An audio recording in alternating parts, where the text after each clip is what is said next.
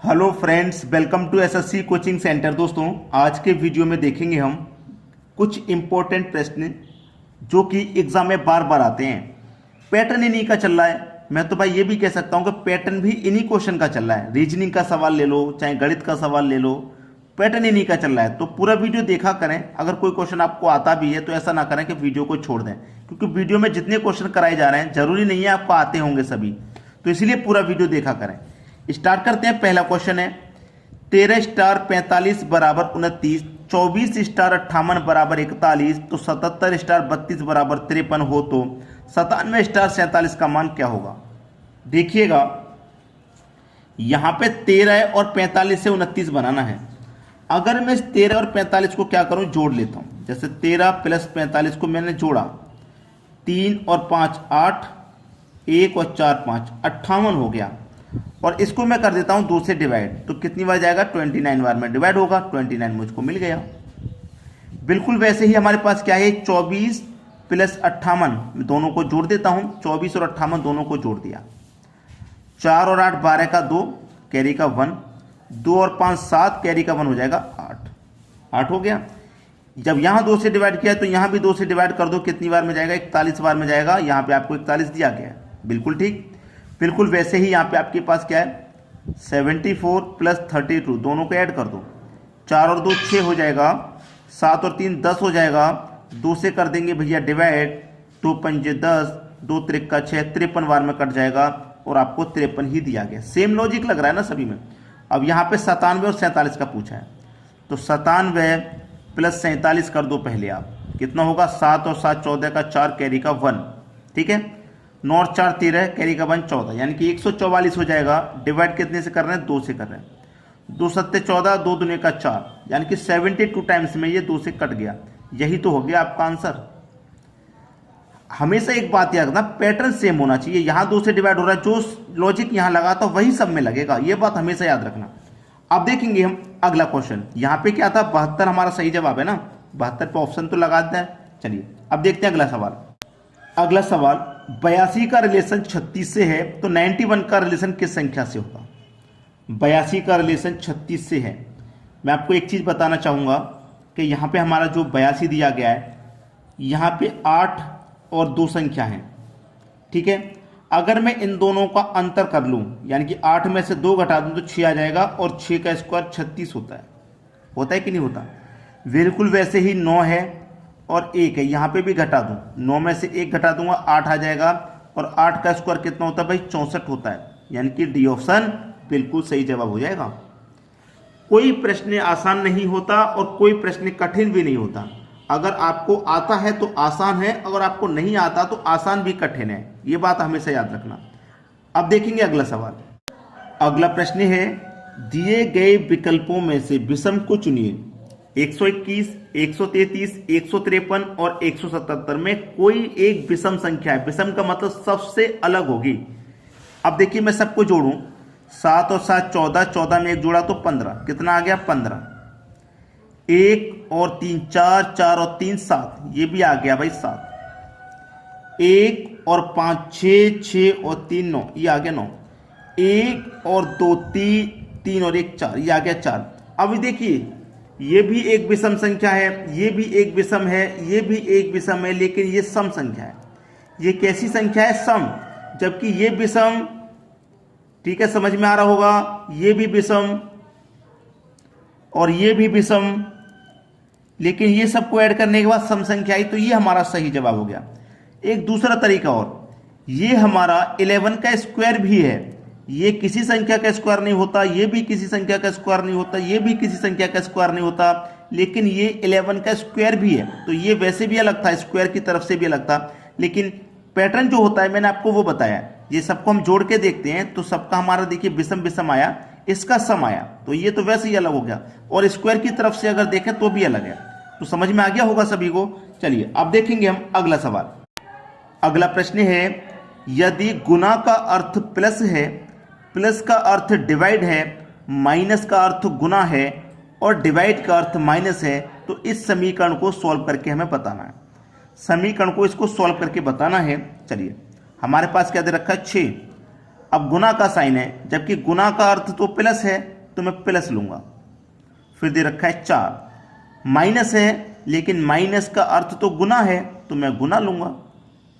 फिर दे रखा है 5, प्लस, लेकिन प्लस का अर्थ तो डिवाइड है तो मुझे डिवाइड वाला साइन लेना होगा। 2, अब डिवाइड, लेकिन डिवाइड का अर्थ तो माइनस है तो मुझे माइनस लेना होगा। ठीक है, 1। अब इसे सॉल्व करना है तो बोर्ड मास के अकॉर्डिंग सबसे पहले क्या सॉल्व होगा, डिवाइड सॉल्व होगा, यानी कि डिवाइड सॉल्व होगा। तो देखिए यहां पे करूंगा मैं 6 + 4 × 5 डिवाइडेड बाई 2। ठीक है, डिवाइड में आ गया 2, माइनस का 1 हो गया। ठीक है, चलिए अब इसको हम सॉल्व करते हैं। सॉल्व जब करेंगे तो 2 से कटाऊंगा 4 को 2 बार में, और 2 का मल्टीप्लाई हो जाए 5 से तो कितना हो जाएगा 10। तो ये मेरे पास 6 था, ये प्लस है, इतने पूरे को सॉल्व करने के बाद 10 आया तो मैं 10 रखूंगा, और माइनस का 1 है, ये प्लस है और ये माइनस का 1। ठीक, 6 और 10 कितना हो जाएगा भाई 16, और माइनस कर दूंगा उसमें से 1, तो आपका जो आंसर आएगा वो आ जाएगा 15। ये आपके क्वेश्चन का बिल्कुल सही जवाब है, डी ऑप्शन। क्लियर हो गया सभी को। चलिए अब देखेंगे अगला सवाल। अगला प्रश्न है, दिए गए विकल्पों में से लुप्त संख्या ज्ञात कीजिए। देखिए यहाँ पे एक सर्कल है जिसमें कि 4 संख्या हैं, लेकिन 3 संख्या तो प्रॉपर दी हुई है, चौथी संख्या नहीं पता। x का मान आपको फाइंड करना है। ठीक है, x का मान फाइंड करना है। तो यहाँ पे 6 है, यहाँ पे 19 है, यहाँ पे 58 है, यहाँ पे क्या आएगा। अब सबसे पहले तो आप ये देखिए कि 6 है, 6 से आपका 19 कैसे बना।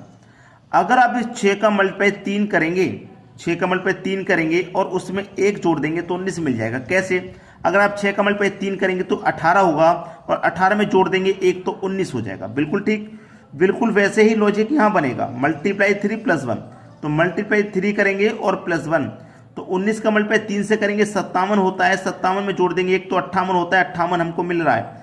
और वही लॉजिक बिल्कुल यहाँ पे होगा, मल्टीप्लाई 3 + 1, 58 का मल्टीप्लाई 3 से कर दो, कितना होता है 3 × 8 = 24 का 4, कैरी का 2, 3 × 5 = 15 और 2 = 17, 174 हो गया। प्लस का 1 करेंगे तो कितना हो जाएगा भाई 175।